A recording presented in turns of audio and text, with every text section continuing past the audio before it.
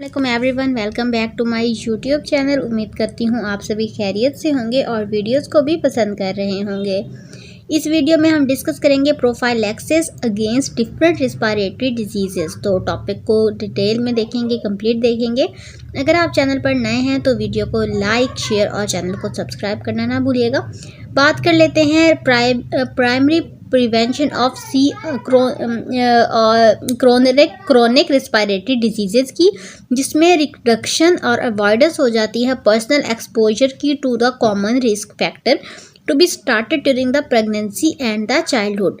Avoidance of the direct and indirect exposure to tobacco smoke is one of the primary importance not only for the healthier lungs but as preventive measure for the other lungs also. ठीक है, अब इसमें उन्होंने क्या कहा है कि even के डायरेक्ट और इनडायरेक्ट एक्सपोजर, डायरेक्ट एक्सपोजर और इनडायरेक्ट एक्सपोजर क्या होता है। डायरेक्ट एक्सपोजर वो होता है जब आप स्मोकिंग कर रहे होते हैं। अब इनडायरेक्ट एक्सपोजर की बात करें तो इनडायरेक्ट अगर आपके साथ वाला पर्सन बैठा स्मोकिंग कर रहा है तो उससे भी आप इफेक्ट हो रहे हैं।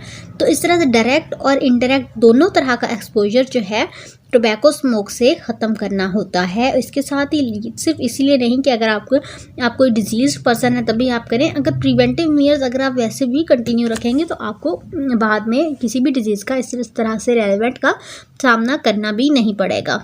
Let's suppose cardiovascular diseases, cancer and the diabetes mellitus identify होती हैं ग्लोबल स्ट्रेटजी में for the NCD prevention and control. Other shared risk factor that should be address include low birth wait. ठीक है, और risk factor इसके अलावा क्या क्या हो सकते हैं। अगर जब बेबी बॉर्न हुआ है तभी उसका वेट कम है नॉर्मल से, पुअर न्यूट्रिशन है, एक्यूट रिस्पायरेटरी इन्फेक्शन है अर्ली चाइल्डहुड में, इंडोर या आउटडोर एयर पोल्यूटेंट्स हैं उसके, एयर पोल्यूटेंट्स काफ़ी रिस्पायरेटरी प्रॉब्लम्स कॉज कर रहे होते हैं। ऑक्यूपेशनल रिस्क फैक्टर्स भी हो सकते हैं, यानी जहाँ पर वो जॉब कर रहे हैं वहाँ पर ऐसे कोई रिस्क फैक्टर हैं तो वो भी इफेक्ट करेंगे। For the primary prevention to be effective, other sectors within a community must be actively engaged. It is for the primary prevention to be effective, other sectors within a community must be effectively engaged. It is beyond the scope of the work and ability of any healthcare system to achieve the changes in the environmental standards which are essential if one intends to reduce the population's exposure to the disease determinants and pollution risk. Additionally, the population must be fully informed about what constitute a healthy lifestyle, such as the healthy nutritional habits, regular exercise, avoidance of the tobacco, of airway irritants and allergens. For the asthma, primary prevention implies the prevention of the sensitization to the factor that might subsequently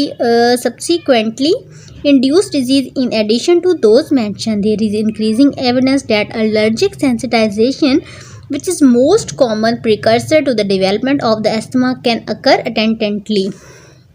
As such, current knowledge on the primary prevention require emphasis on the health, nutrition, environment of the pregnant woman and newborn child.